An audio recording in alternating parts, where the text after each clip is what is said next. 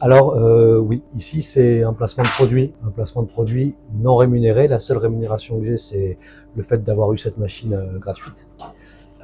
Sinon, je ne partage pas de lien affilié, je ne touche aucune rémunération de qui que ce soit. C'est pour moi la garantie de pouvoir donner mon avis de façon le plus objective possible. C'est le 3e graveur que j'ai commencé par avoir un 5 watts, puis un 10 watts de Ortur, et là on m'a envoyé le 22 watts de Alpha, une nouvelle marque qui apparemment est issue de dissidents de Ortur, si j'ai bien compris. Après c'est pas mon propos, donc je vais pas m'étaler là-dessus, ça ne me regarde pas. Donc je vais voir ce que je peux en faire en termes personnels, par exemple en gravant des gourdes que mes enfants m'ont commandé. Je vais tester sur du verre un petit peu aussi, sur de la céramique. Et je vais voir aussi ce que, en tant que professionnel, je peux en faire, à quoi ça peut me servir, notamment pour de la signalétique ou de la découpe de gabarit. Donc je vais tester de la découpe de gabarit sur du contreplaqué de 10 ou 12 mm et je vais tenter aussi de faire de la signalétique sur par exemple des chutes de stratifiés.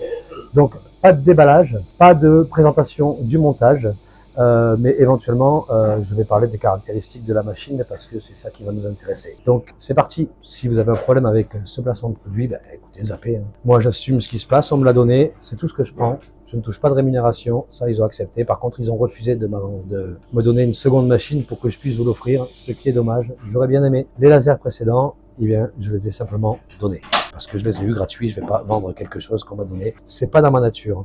Et voilà, allez, on y va.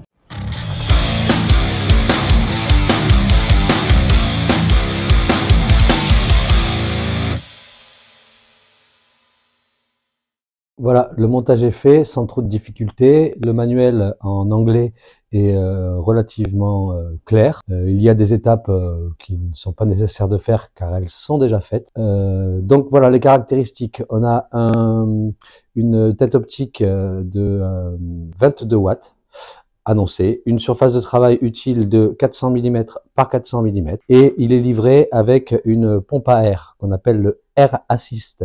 C'est assez rare pour ce genre de modèle, généralement c'est une option payante.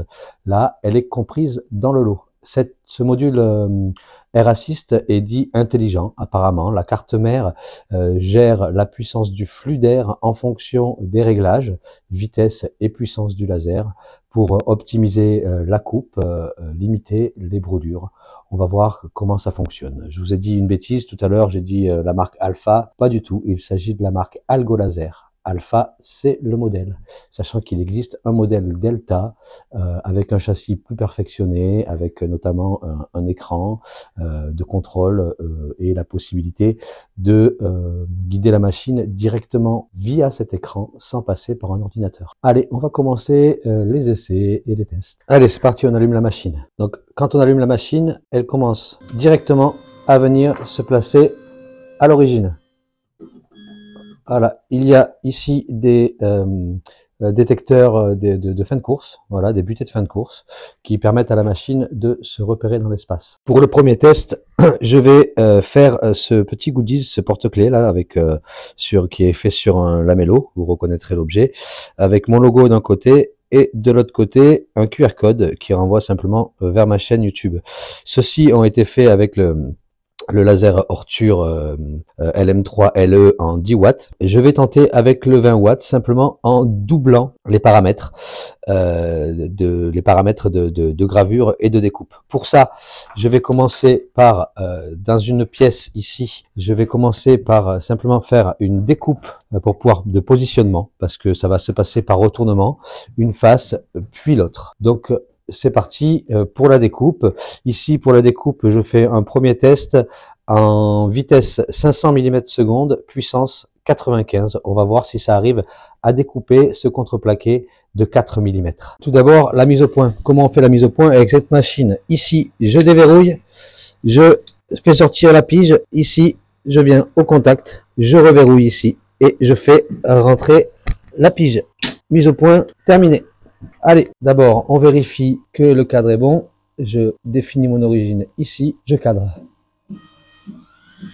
C'est bon, ça rentre. Attention, c'est parti pour la découpe. Je renvoie à l'origine machine pour dégager la place. Non, il n'a pas capté, c'est pas grave. Alors, est-ce que la découpe a fonctionné? trop juste. Vous voyez, ça n'a pas complètement transpercé. Donc, mes paramètres ne sont pas bons. Je vais simplement réduire la vitesse et changer de zone de travail. On va donc se décaler. Voilà. Et définir ma nouvelle origine. Définir l'origine. Je change mon réglage. J'étais à 500. Je vais passer, on va dire, à 300. Et oui, petit détail, on n'oublie pas de porter les lunettes. C'est reparti.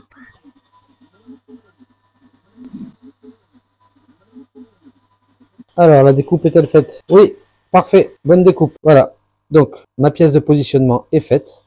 Je suis, grâce à ma butée ici, toujours au même endroit et je vais pouvoir maintenant graver mes motifs.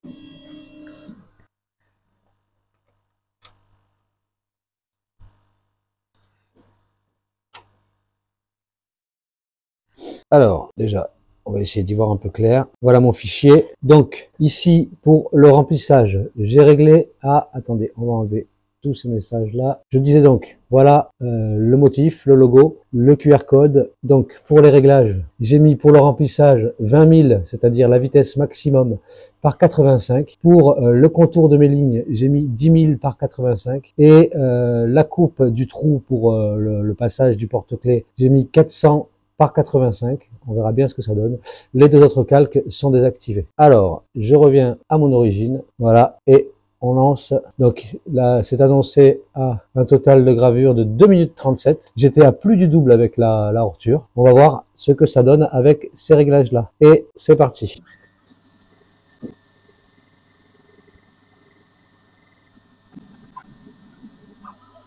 Voyons voir.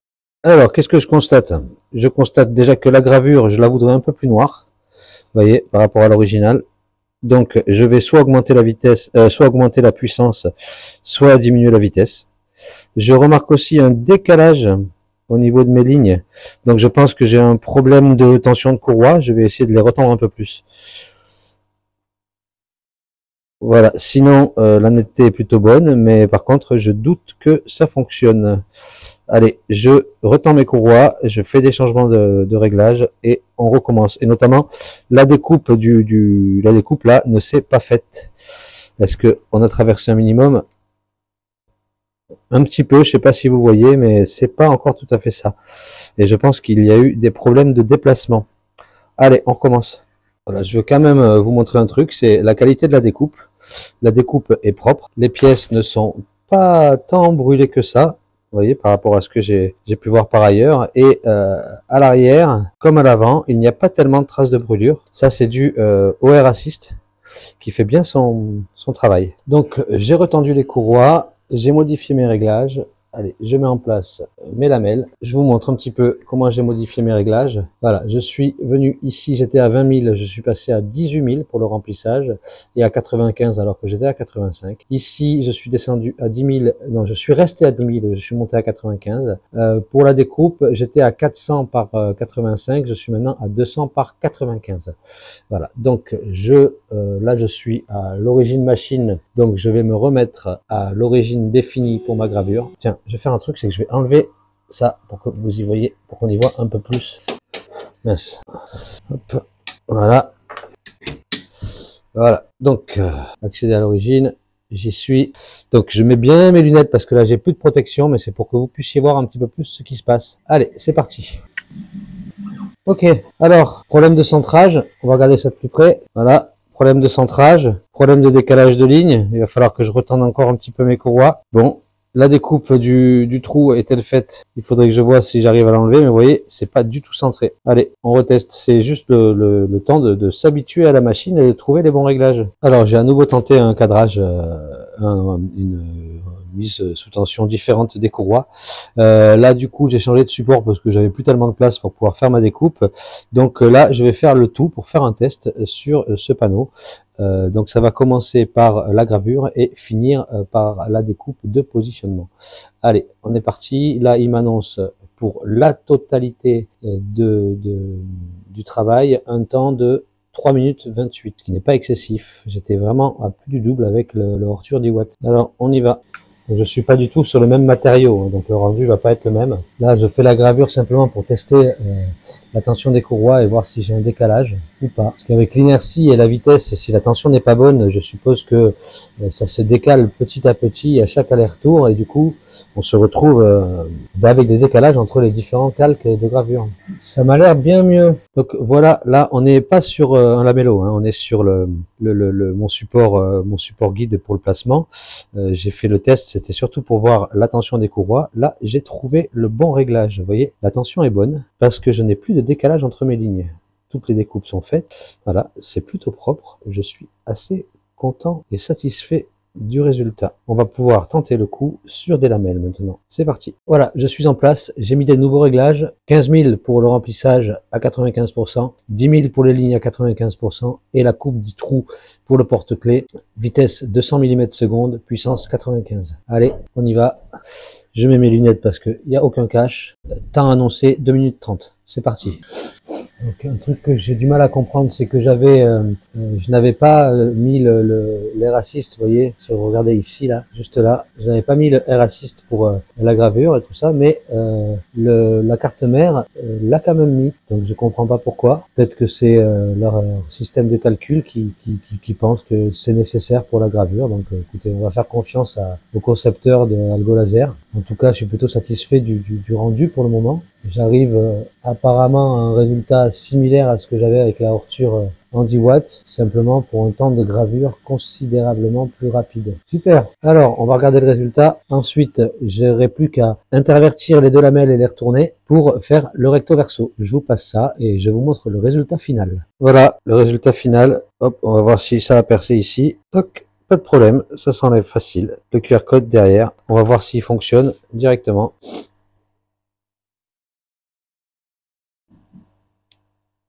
Et voilà, ça renvoie sur ma chaîne YouTube directement. Ça, c'est plutôt sympa ça. Je vais lancer maintenant un test sur de la céramique. Simplement graver une partie de mon logo, mon nom, sur de la céramique blanche. Alors j'ai mis du scotch bleu simplement pour des histoires de longueur d'onde lumineuse. Parce que le blanc va avoir tendance à renvoyer toutes les ondes et donc pas forcément la gravure risque de pas très bien fonctionner. Donc avec ce scotch bleu, je récupère un peu plus de longueur d'onde et donc d'action du laser. Pour ce type de céramique, à la base, avec la Hortur 10 watts, j'avais réglé sur 1200 à 95. Donc là, je fais un test. Et je n'ai droit qu'à un seul test parce que je n'ai qu'un seul élément comme celui-ci. J'ai donc réglé à 2000 par 95.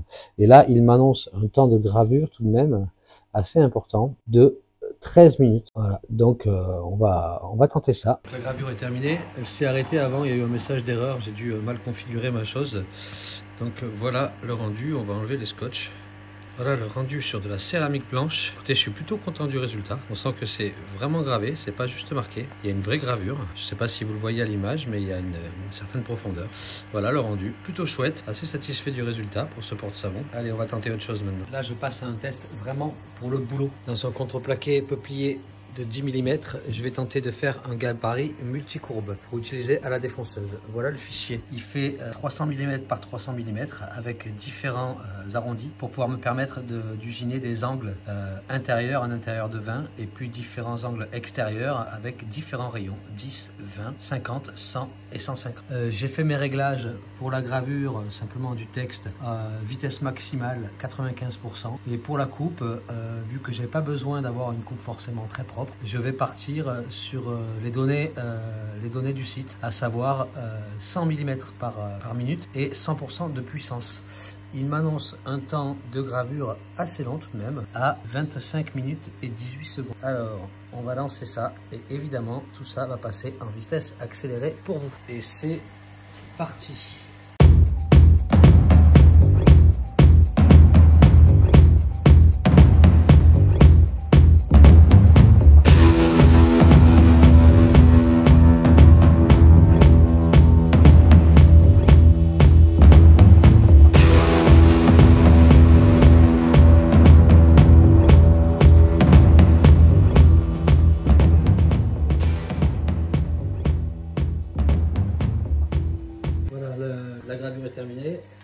si la découpe a été efficace. Ah oui, parfait, la découpe. Oh, pas mal de traces de vous voyez, de passage de feu à l'arrière quand même, malgré peut-être qu'il n'était pas assez puissant. En tout cas, voilà le gabarit. Petit gabarit avec différents rayons à pouvoir utiliser à la défonceuse. Pas mal de traces de brûlure ici. Là, c'est dû à la puissance, à la vitesse. Pour l'usage que j'en ai, c'est pas très grave parce que c'est le roulement d'une fraise à copier qui va rouler dessus. Par contre, si je voulais moins de traces de brûlure, ce que j'aurais fait, c'est que j'aurais simplement diminué la puissance, accéléré la vitesse et augmenté le nombre de passes. Et là, la découpe aurait été bien plus propre. Voilà, ça c'est un usage que je pourrais en avoir en tant que professionnel. Je fais un petit coup de brosse métallique légère pour enlever la majeure partie des traces de brûlure. Voilà, gabarit, plutôt efficace. Je pense qu'il va m'être très utile avec mes différents rayons marqués. Là, je vais faire un petit test sur du stratifié, du strat blanc, tout simplement, pour de la signalétique. Je vous montre rapidement le fichier. Voilà donc le type de signalétique que je vais faire, tout simplement. Un petit panneau indicateur de direction de toilette avec le cadre autour pour tenter la découpe. Donc j'ai mis 15 000 mm à 95% pour la gravure pleine, et pour la découpe je vais tenter 500 par 100. Donc du stratifié, je suis absolument pas sûr que ça découpe. On va voir ce que ça donne. Et le temps annoncé pour cette gravure est de 7 minutes, ce qui est quand même assez rapide par rapport à ce que j'ai pu voir avec les autres graveurs. Jusqu'à présent, je n'ai pas réussi à découper ce stratifié là avec les autres. On va voir ça. Allez, c'est parti.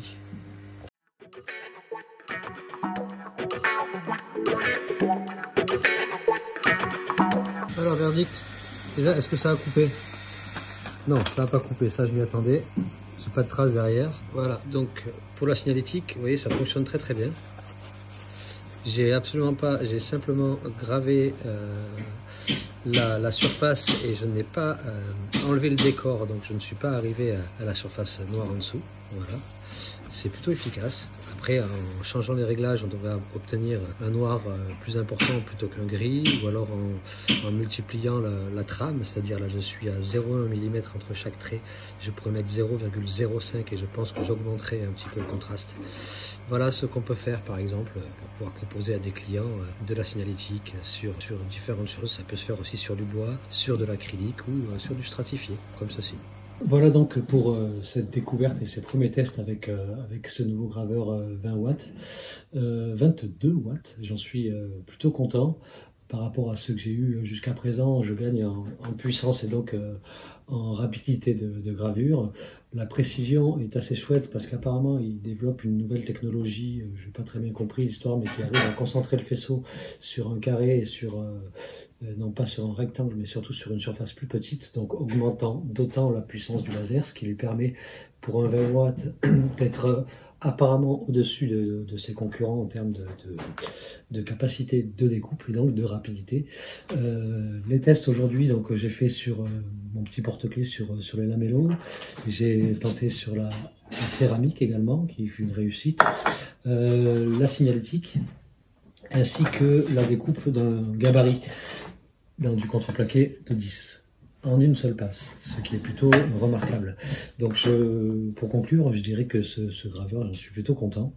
Merci à Algo Laser de me l'avoir envoyé parce qu'il va m'être très utile personnellement déjà pour faire des petits cadeaux, des choses comme ça. D'ailleurs, désolé à mes fils, j'ai pas pu m'occuper encore des gourdes, mais je m'en occuperai.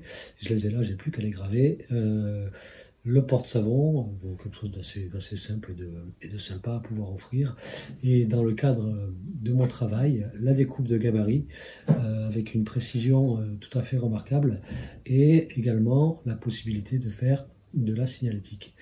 Voilà ce que j'en dis, je suis plutôt satisfait. J'espère que cette vidéo vous aura plu et puis je vous dis à bientôt pour des réalisations. Salut!